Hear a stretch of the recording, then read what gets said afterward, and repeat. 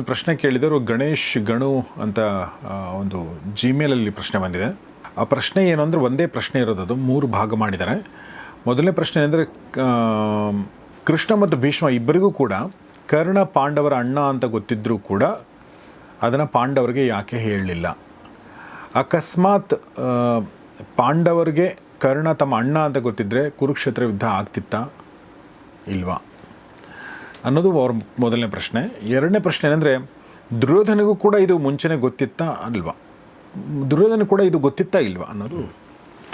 ಒಂದು ದುರ್ಯೋಧನನಿಗೆ ಮೊದಲಲ್ಲ ಕೊನೆಗೂ ಗೊತ್ತಿರಲಿಲ್ಲ, ಕೊನೆಗೂ ಗೊತ್ತಾಗಲಿಲ್ಲ ಅದು ಅಂತಲೇ ಮಹಾಭಾರತದಲ್ಲಿ ಕಾಣಿಸೋದು. ದುರ್ಯೋಧನನಿಗೆ ಅದು ಗೊತ್ತಿತ್ತು ಅನ್ನೋ ಯಾವ ಅಂಶವೂ ಕಾಣಿಸ್ಕೊಳ್ಳಲ್ಲ ಎಲ್ಲೂ. ಇನ್ನೊಂದು ಯಾಕೆ ಹೇಳಲಿಲ್ಲ ಅಂತ, ಈಗ ಭೀಷ್ಮನಿಗೆ ಗೊತ್ತಿತ್ತು, ಕೃಷ್ಣನಿಗೆ ಗೊತ್ತಿತ್ತು, ಯಾಕೆ ಹೇಳಲಿಲ್ಲ ಅಂತ ಅಂದರೆ ಆ ರಹಸ್ಯಗಳನ್ನು, ಆ ಇನ್ನೊಬ್ಬರ ಬದುಕಿನ ರಹಸ್ಯಗಳನ್ನು ಹಾಗೆ ಹೇಳೋದಕ್ಕೆ ಬರೋಲ್ಲ, ಅಲ್ಲಿ ಸೂಕ್ಷ್ಮತೆಗಳಿವೆ. ಈಗ ಈ ರಹಸ್ಯವನ್ನು ಹೇಳೋದಿದ್ರೆ ಯಾರು ಹೇಳಬೇಕು ಅಂದರೆ, ಈ ರಹಸ್ಯವನ್ನು ಉದ್ಘಾಟಿಸುವ ಅಧಿಕಾರ ಇರೋದು ಕುಂತಿಗೆ, ಅವಳು ಹೇಳಬೇಕು, ಇಲ್ಲ ಕರ್ಣ ಹೇಳ್ಕೋಬೇಕು. ಅದು ಅವರಿಬ್ಬರ ಪ್ರಶ್ನೆ ಅಲ್ಲ, ಅವರಿಬ್ಬರಿಗೆ ಮಾತ್ರ ಸಂಬಂಧಪಟ್ಟದ್ದು. ಅಂದರೆ ತುಂಬ ಪರ್ಸನಲ್ ಅದು. ಅವರಿಬ್ಬರು ಬಾಯಿ ಬಿಡ್ತಾ ಇಲ್ಲ ಅಂತಂದಾಗ ಮೂರನೇವನು ಮಾತಾಡಬಾರದು ಅಂತ. ಈ ಮೌಲ್ಯ ಇದೆಯಲ್ಲ ಸರ್, ಅದು ಇವತ್ತು ಹೊರಟೋಗ್ಬಿಟ್ಟಿದೆ.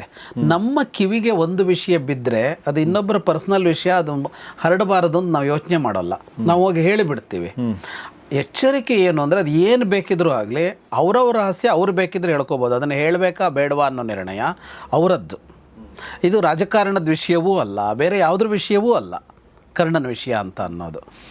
ಈಗ ಇವರು ಬಂದು ಅದನ್ನು ಹೇಳಿದರೆ ಏನಾಗುತ್ತೆ ಅಂದರೆ, ಈಗ ಕುಂತಿಯ ಸ್ಥಾನಮಾನ ಏನು ಅಂತ ಬರುತ್ತೆ. ಕುಂತಿ ಅದನ್ನು ಹೆಂಗೆ ಭಾವಿಸ್ತಾಳೆ, ಕುಂತಿ ಹೇಗೆ ತಗೋತಾಳೆ, ಕುಂತಿಯನ್ನು ಜಗತ್ತು ಹೇಗೆ ತಗೊಳುತ್ತೆ, ನೂರಾರು ಅಂಶಗಳಿವೆ. ಈಗ ಭೀಷ್ಮ ಅದನ್ನು ಗಂಭೀರವಾಗಿ ತೆಗೆದುಕೊಳ್ಳಬಹುದು, ಕೃಷ್ಣ ಅದನ್ನು ಹಾಗೆ ತಗೊಂಡಿರ್ಬೋದು, ಅಂದರೆ ಅದರಲ್ಲಿ ಕುಂತಿಯ ತಪ್ಪಿಲ್ಲ ಅಂತ. ಆದರೆ ಜಗತ್ತೆಲ್ಲರೂ ಹಾಗೆ ಭಾವಿಸಬೇಕು ಅಂತಿಲ್ವಲ್ಲ, ಯಾವತ್ತಿನ ಜಗತ್ತಾದರೂ ಕೂಡ ಅಂತ. ಯಾಕೆ ಅಂದರೆ ಈಗ ನಿಯೋಗದಂಥ ಅಂಶ ಅವತ್ತು ಜನಕ್ಕೆಲ್ಲ ಗೊತ್ತಿತ್ತು, ಅವರು ಅದಕ್ಕೇನು ಆಕ್ಷೇಪಿಸ್ತಾ ಇರಲಿಲ್ಲ. ಆದರೆ ಅದು ನಿಯೋಗ ಅಲ್ಲ, ಕುಂತಿಗೆ ಕರ್ಣ ಹುಟ್ಟಿದ್ದು, ಅದನ್ನು ಬೇರೆ ಶಬ್ದದಲ್ಲೇ ಹೇಳಬೇಕಾಗ್ಬಿಡತ್ತಲ್ವ. ಹಾಗಾಗಿ ಕುಂತಿಯನ್ನು ಕಾಪಾಡಬೇಕು ಅಂತಂದಾಗ ಅದನ್ನು ಮುಟ್ಟೋಕ್ಕಾಗಲ್ಲ ಅವರು. ಮತ್ತು ಒಬ್ಬ ಹೆಣ್ಣಿನ ಅತ್ಯಂತ ಪರ್ಸನಲ್ ವಿಷಯ ಅದು. ಕುಂತಿ ಅನ್ನುವ ಇವನಿ ಸೋದರತ್ತೆ ಅನ್ನುವ ಕಾರಣ ಅಂತ ಮಾತ್ರ ಅಲ್ಲ, ತೀರಾ ವೈಯಕ್ತಿಕ ವಿಷಯ ಅದು, ಅದನ್ನು ಆಡಬಾರದು ಅಂತಲೇನೆ.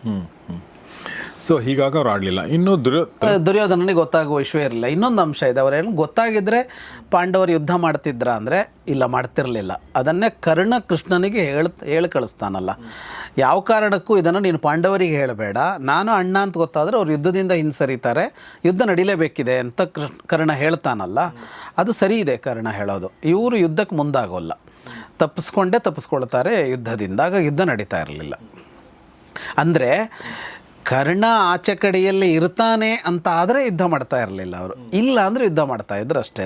ಕರ್ಣ ದುರ್ಯೋಧನ ಕಡೆ ಇರ್ತಿದ್ದ, ಅವನು ನಾನಲ್ಲಿ ಇರೋಲ್ಲ ಅಂತ ಹೇಳ್ತಾ ಇರಲಿಲ್ಲ.